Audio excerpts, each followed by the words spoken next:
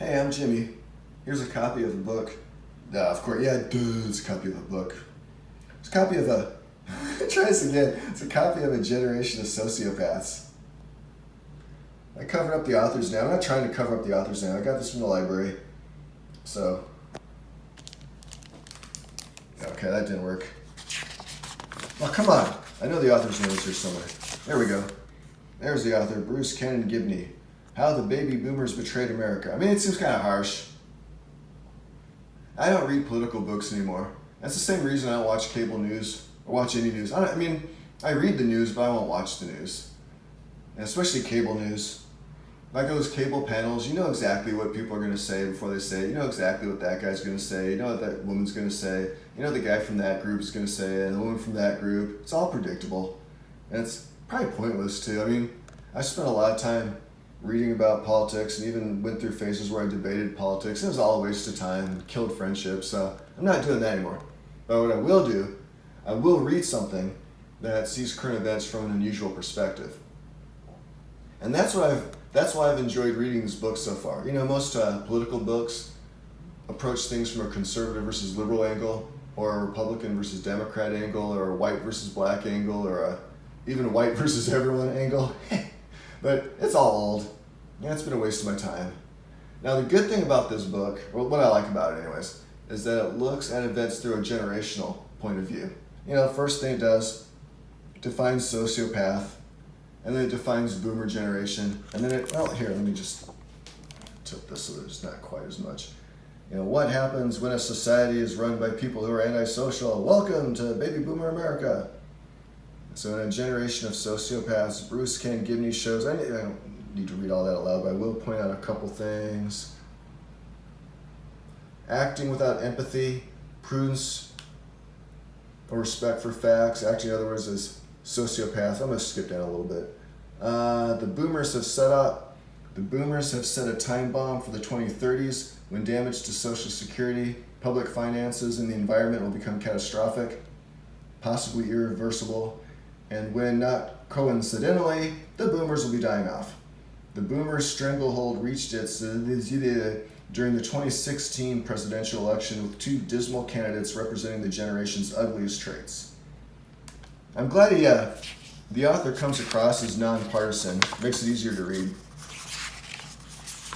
And I had a tough time with the 2016 election too, because I really disliked both candidates. And it's not unusual to hold your nose and vote for somebody, but man, that was particularly bad. And I collect comic books. I mentioned that because I saw one candidate as a agent of Hydra, and then another candidate was Lex Luthor, and then all the third-party candidates were Howard the Duck. And Howard the Duck actually ran for president. I mean, in the comic books, like in 1976 or probably 1980. I don't know, I think in 1976 Captain America ran for, no, it was the other way around. I don't know, anyways.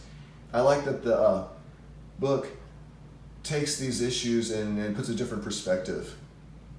You know, a few years ago I wrote a blog post called Let's Blame the Ivy League for Everything, and I made the point that Ivy Leaguers have been in charge of almost everything for the last couple of generations, and how almost every bad cultural decision or economic decision or foreign policy decisions, they have all been made by Ivy Leaguers, either as presidents or politicians, other kinds of politicians, or even CEOs.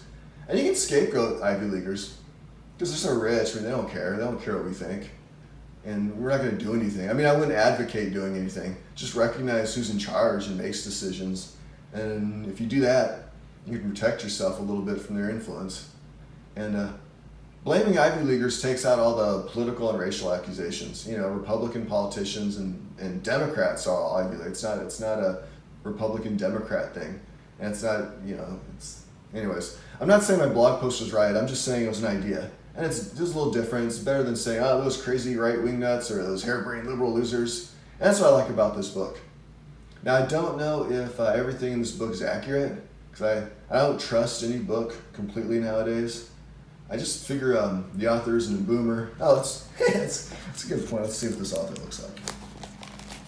I'll go over here. Uh-oh. I'll try to do this. Now, see, I was trying to cover up some library information. That didn't work. All right, let's try this. Okay, there. That is definitely not a boomer. Probably a millennial.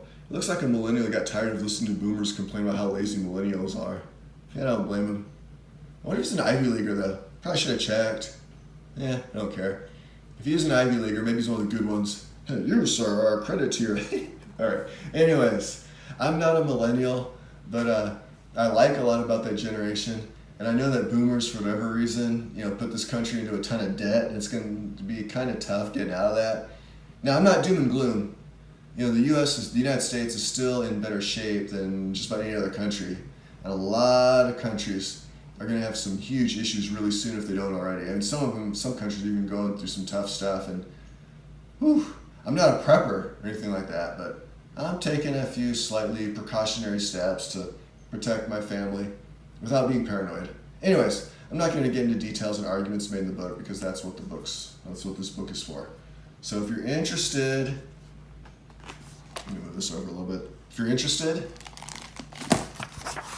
let me try this again. If you're interested in reading about current events or politics from an unusual perspective, I'd recommend this book. If you're an angry boomer who's going to get mad at it, then you might not like it. And if you're younger, and I'm not really young, I'm older than a millennial, but younger than a boomer. I think I was right on the edge of Generation X, I think. But I don't normally pay attention to that kind of thing. Anyways, if you're a boomer, you might not enjoy this book. If you're not a boomer, you might enjoy this book. All right, that's it. I'm keeping it short. I have my own book, but it's not political.